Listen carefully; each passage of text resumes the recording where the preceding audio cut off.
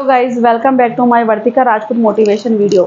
आज आप लोगों के लिए एक ऐसी महिला की सच्ची जर्नी लेकर के जा रही हूँ जो सुनने के लिए मैंने पहले भी काफ़ी वीडियो बनाई है। जी हाँ, वीडियो को प्लीज़ एंड तक ज़रूर देखें। मैं आपको जिसकी महिला की कहानी सुनाने जा रही हूँ, ये महिला थी सपना। जी हाँ, इसका नाम था सपना। ये बहुत अच्छी परिवार से थी और ये अपने माँ बाप की इकलौती बेटी ही थी। जी हाँ, सपना छोटी थी पर इसके पिताजी जो थे वो बिजनेसमैन थे और बिजनेस भी मैन भी बहुत अच्छे थे। पैसों की इनकी चीज़ों की कोई कमी नहीं होती है, पर बोलते हैं ना कि बिजनेसमैन का जो बिजनेस होता है उसका कभी पता नहीं चलता है। कभी वो उछलता है तो कभी डूबता भी है और कभी मतलब कुछ भी हो सकता है। बिजनेसमैन जो बिजनेस करते हैं, इसी तरीके से सपना के पिताजी का बिजनेस बहुत अच्छी तरीके से चल रहा था और सपना के पिताजी का बिजनेस बहुत अच्छी तरीके से चल रहा था। पर कुछ टाइम बाद सपना के जो पिताजी होते हैं उसको लॉस हो जाता है उसके अंदर। और जब लॉस होने लगता है तो सपना के पिताजी की इतनी कंडीशन ख़राब होने लगती है। इस डिप्रेशन के कारण सपना के जो पिताजी है वो शराब पीने लगे। धीरे धीरे वो शराब के आदी होने लगे और उनके पापा मम्मी के बीच में इतना झगड़ा होता था। सपना जब छोटी थी, 7-8 साल की थी, और सपना अपने मम्मी पापा की लड़ाई सुनकर डर के एक कोने में बैठ जाती थी कि ये मेरे पापा मम्मी क्या हो रहा है। एक दिन तो ऐसी आवाज़ आती है कि सपना के पिताजी सपना की माता के ऊपर हाथ उठाते हैं और सपना छोटी थी पर वो कुछ कर नहीं पा रही थी। वो गेट खड़खड़ाती जोर जोर से, तो जैसे ही उसके पिताजी पहले तो गेट खोलते नहीं है, गेट खोलते हैं तो वो सपना के एक खींच के चाटा मार देते हैं और चाटा मार के वहां से चले जाते हैं। सपना रोती रहती है, उसकी मम्मी के जाके वो गले लग जाती है और उसकी मम्मी एक साइड में रोती रहती है। फिर उसकी मम्मी खुद संभलती है और अपनी बेटी के आंसू पोंछती है।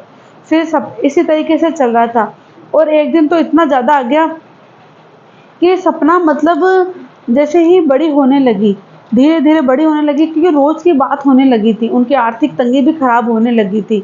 और जब धीरे-धीरे सपना बड़ी हुई तो वो रोज़ डेली अपने माँ-बाप के बीच में ये चीज़ें सुनती थी।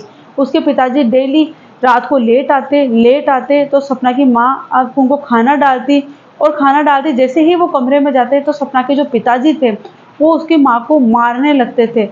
और वहाँ के मोहल्ले वाले भी सपना की माँ को बचाने नहीं आते थे, क्योंकि वो मोहल्ले वाले बहुत अच्छे तरीके से जानते थे सपना के पिताजी का व्यवहार कैसा था, तो कोई भी नहीं आते थे। एक दिन की बात है, रात की 2 बजे सपना की माँ को और सपना को घर से निकाल के ताला लगा करके बंद कर दिया। सपना की माँ रोती रही, बिल्लाती रही, पर सपना के पिताजी ने गेट नहीं खोला। सपना अंदर थी और सपना की माँ बाहर थी। सपना खिड़की में से देखती रहती है कि मम्मी मम्मी। उसकी मम्मी खिड़की में से हाथ हिला के बोलती है, बेटा मैं यहीं हूँ, मैं अभी कहीं पे भी नहीं गई हूँ। तो उसकी माँ रात भर बाहर रहती है और वो अंदर रहती है। इसी तरीके से दिलासा देते देते पूरी रात निकल जाती है और जैसे ही सुबह होती है तो उसके पिताजी उसी टाइम ही गेट खोलते हैं और गेट खोल करके उस सपना की माँ को अंदर ले लेते हैं, क्योंकि जानते हैं कि सुबह के टाइम सब मोहल्ले वाले देखेंगे। इसी तरीके से सपना भी बड़ी होने लगती है।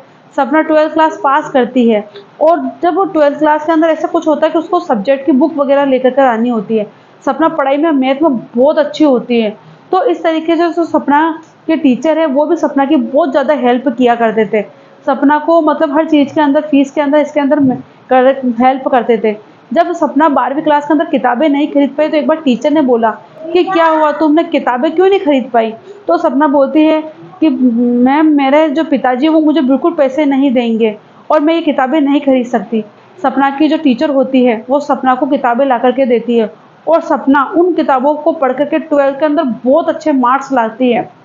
इसी तरीके से सपना 12वीं क्लास पास करती है और 12वीं क्लास करने के बाद में वो सोचती है कि मुझे कुछ कमाने के लिए भी कुछ करना पड़ेगा, क्योंकि वो 100-100 रुपए के लिए भी मोहताज होने लगी थी। 100-100 रुपए भी उसकी मम्मी के पास नहीं मिलते थे और उसके पिताजी की आर्थिक तंगी इतनी खराब हो गई कि वो शराब के अंदर ही रहने लगे।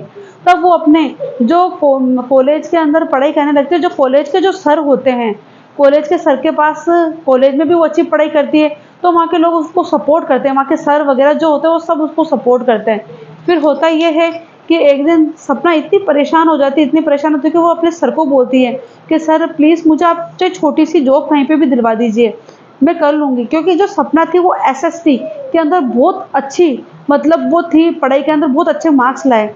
तो फिर सपना को बोला जाता कि ठीक है, तुम एसएसटी के बच्चे को पढ़ाओ और वहाँ पे उसको 3000 के अंदर जॉब मिल जाती है।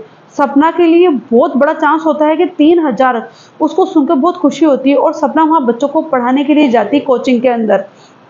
जब उसके वो 3000 रुपये उसको मिलते हैं तो वो बहुत ज़्यादा खुश होती है, बहुत ज़्यादा। फिर उसको होता ये है कि जब उसके पिताजी को मोहल्ले वाले सब बोलने लग जाते हैं कि तुम्हारी बेटी कहाँ पे जाती है, तुम्हें पता भी है तुम्हारी बेटी पता नहीं कौन से गुल खिलाने जाती है। सपना के पिताजी उस दिन रात को आते हैं, उस सपना की माँ को बहुत बुरी तरीके से मारते हैं और सपना को जैसे ही उनके पास चाकू पड़े रहते हैं कि उनको होश भी होने दे, वो चाकू उठा के अपनी माँ के ऊपर वार करते हैं, वो अपनी पत्नी पर वार करते हैं। उसी टाइम सपना बीच में आ जाती है और सपना के हाथ पे लग जाती है। सपना की माँ उसके कोचिंग जो कॉलेज वाले सर होते हैं उनको फ़ोन करते हैं टीचर को, वो आकर सपना को हॉस्पिटल लेके जाते हैं। तब सपना रोती है और बिलखती है कि माँ तुम चाहे कैसे भी हो, मेरे साथ मेरे अब उस घर में कदम रखना नहीं है, ना उस घर का एक कोई सामान हमें लेकर कर आना है। वहीं वो सपना की माँ रोती है और अपनी बेटी के साथ रहने के लिए तैयार हो जाती है। वहीं वो रेंट के लिए 1500 रुपये के अंदर किराए पे एक रूम लेती है, जिसमें कुछ नहीं था, किचन वगैरह पंखे वगैरह सब कुछ एक ही रूम के अंदर था। और सपना वहाँ से अपने घर से कुछ भी लेके नहीं आती है। सपना को नहीं पता था कि वो कब और अब क्या करेगी। और इसी तरीके से वो अपने टीचर के पास में बात करती है कि मैं क्या करूँ। तब उसके सर बोलते हैं कि तुम एक काम करो, तुम ऑनलाइन पढ़ाने लग जाओ। और वो ऑनलाइन पढ़ाने के लिए बहुत प्रैक्टिस करती है और वो अपना एक यूट्यूब चैनल खोलती है। उसको घबराहट होती है कि वो किस तरीके से, आपको पता है कि एसएसटी में भी वैसे बहुत ही कम वो होता है, और वो बच्चों को ऑनलाइन से पढ़ाने लगती है। क्योंकि वो पता था सपना को कि मैं बहुत अच्छी तरीके से पढ़ा लूँगी और मैं अपने मतलब उसको विश्वास था कि मैं कर लूँगी ये चीज़। और इसी तरीके से वो एक मतलब स्कूल में जो गर्मी की छुट्टी पड़ती है उसमें भी वो बच्चों को एसएसटी पढ़ाने के लिए होती है। पर उसके सर उसको ये बोलते हैं कि मैं अपने पास में से पैसे दे दूँगा क्योंकि एसएसटी के बच्चे इतने नहीं आते हैं। तब सपना बोल देती है कि सर आप मेरे से फ़ीस ना लें, मैं फ़ीस नहीं लूँगी, बस मैं बच्चों को पढ़ाऊँगी ताकि मैं प्रैक्टिस हो जाए और मैं यूट्यूब पे ऑनलाइन से अच्छी तरीके से बच्चों को पढ़ाने लगूँ। तो उसके सर बोलते हैं कि नहीं, मैं तुम्हें 2000 रुपये ज़रूर दूँगा क्योंकि तुम इतनी मेहनत कर रही हो, 2000 मैं मेरी तरफ से दूँगा। और वो 2000 रुपये अपने तरफ से उसको देते हैं। इसी तरीके से जो सपना का जो मतलब एक होता है कॉन्फिडेंस लेवल बढ़ता है और वो यूट्यूब चैनल खोलती है अपने सर के बोलने पे, जिस पे वो ऑनलाइन को एसएसटी के बच्चों को पढ़ाया करती थी। जब आपको पता है कि ऑनलाइन में बच्चों को पढ़ाना बहुत मुश्किल होता है क्योंकि बच्चे एक-दूसरे से बात करना, चीट करना, अलग-अलग तरीके से कमेंट करना। पर जब सपना पहली बार बच्चों को पढ़ाने आती है तो बच्चों को इतना अच्छा लगता है कि बच्चे अपने स्कूल की तरफ से स्कूल के बच्चों को भी लेकर कर आते हैं दूसरे दिन पढ़ाने के लिए। और सपना के कम से कम 83 एक क्लास के अंदर बच्चे होते हैं। सपना का यह मनोबल देख के सपना को ये देख कर को बहुत अच्छा लगता है। और पर उसके मतलब जो उसकी जो तुलना थी पढ़ाई के अंदर वो और लोगों से और टीचरों से होने लगी थी। सपना को ये देख कर के इतना अच्छा लगा कि वो अपने चीज़ पर बहुत ज़्यादा फ़ोकस करने लगी। पर जो सपना थी वो हिंदी मीडियम से पढ़ने वाली थी। और पर उसको ये होने लगा कि मैंने एसएसटी हिंदी से करी है और बच्चों को उसको अंग्रेजी में पढ़ाना है। अब वो ये क्या करे? जब वो बच्चों को पढ़ाने के लिए जाती थी तो उसके एक दिन पहले वो एक लेसन को इतनी बारीक तरीके से, इतनी अच्छी तरीके से रिवीजन करती कि एक-एक मतलब हिंदी के वर्ड को अंग्रेजी में कैसे साफ करना है वो यूट्यूब पे सर्च करके, ग्रामर में देख करके और वो अपने बच्चों को पढ़ाने लगी। और वो इतनी अच्छी तरीके से समझाने लगी थी, वो खुद हिंदी मीडियम से होते हुए भी वो अंग्रेजी में एसएसटी के बच्चों को इतनी अच्छी तरीके से पढ़ाने लगी कि दिन बर दिन उसकी क्लास के जो बच्चे थे वो बढ़ते गए। और जब सपना को बोल दिया गया था कि हमें घर पे भी आकर के पढ़ सकते, क्योंकि जो आस-पास के लोग थे वो सपना को जानने लगे थे और सपना को वो आकर के बोलने लगे कि हमें पढ़ना है। तब सपना के पास, क्योंकि सपना मात्र एक रूम के अंदर रहती थी, उसके पास पढ़ाई बच्चों को पढ़ाने के लिए कोई जगह नहीं थी, कोई प्लेटफ़ॉर्म का कुछ भी नहीं था उसके पास में।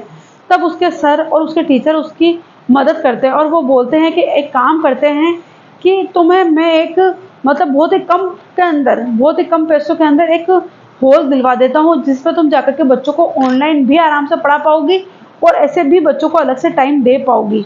तब सपना को एक ऐसा हॉल मिलता है जहाँ पे वो काफ़ी बच्चों को पढ़ाने लगती है और इतना अच्छा पढ़ाती है कि उन बच्चों के 85, 95 नंबर उस एसएसटी के अंदर आने लगते हैं। और पहली शुरुआत होती है सपना की कमाई के ज़रिए। इधर से वो कोचिंग भी स्टार्ट कर दिया और उस इधर से उसने अपने ही कॉन्फिडेंस लेवल पर ऑनलाइन का काम भी स्टार्ट कर दिया, जिससे उसका यूट्यूब जो चैनल था वो मोनेटाइज हुआ और उससे उसको कुछ अर्निंग मिलने लगी।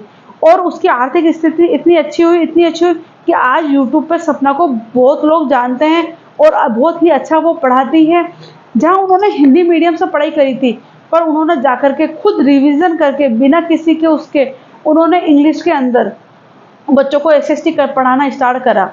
और इसी तरीके से वो छोटी-छोटी रील्स जो होती थी पढ़ाई के मामले में, वो इंस्टा पे डाला करती थी, ताकि इंस्टा से उनके ज़्यादा से ज़्यादा लोग देखने लगे और उनको यूट्यूब पे ऑनलाइन कोचिंग के लिए फॉलो करने लगे। तो जो सपना था उसने एक नाम कमाया, अपनी माँ को उस दलदली चीज़ से निकाला, अपने पिताजी के जो जुर्म अत्याचार से निकाला और उसने अपनी एक पहचान बनाई और वो आराम से रहने लगी। यानी कि उन्होंने अपना एक कॉन्फिडेंस जो लेवल था वो बिल्कुल नहीं खोया और अपने जाकर के पहचान बनाई। तो यही एक चीज़ होती है, मैं यही चीज़ बोलती हूँ कि कभी भी हार नहीं माननी चाहिए और बस अपने विश्वास को बढ़ाना चाहिए। चाहे परिस्थिति कैसी भी आए, कितनी भी खराब क्यों नहीं आए, अगर वहाँ हमारा विश्वास अगर डगमगा गया ना, तो हम ज़िंदगी में कभी कुछ भी नहीं कर पाएँगे। ज़िंदगी में कभी कुछ नहीं कर पाएँगे। क्यों नहीं कर पाएँगे? क्योंकि जहाँ पे विश्वास होता है वहाँ पर कुछ भी कर लेंगे और जहाँ विश्वास अपना मतलब ऐसा नहीं हो, कॉन्फिडेंस लेवल नहीं बढ़ा हो, वहाँ पर हम कुछ भी नहीं कर सकते। तो कैसी भी परिस्थिति आए, बस मैं ये बोलना चाहती हूँ कि बस विश्वास के साथ आगे बढ़े, विश्वास के साथ वो काम करें, चाहे छोटा ही काम क्यों नहीं हो। एक ना एक दिन आप अपने लक्ष्य को ज़रूर हासिल कर लेंगे, पर जुल्म बिल्कुल ना सहे, अत्याचार बिल्कुल ना सहें, घुट-घुट के ज़िंदगी बिल्कुल ना सही, यही मैं आपको अपने वीडियो में बताना चाह रही हूँ।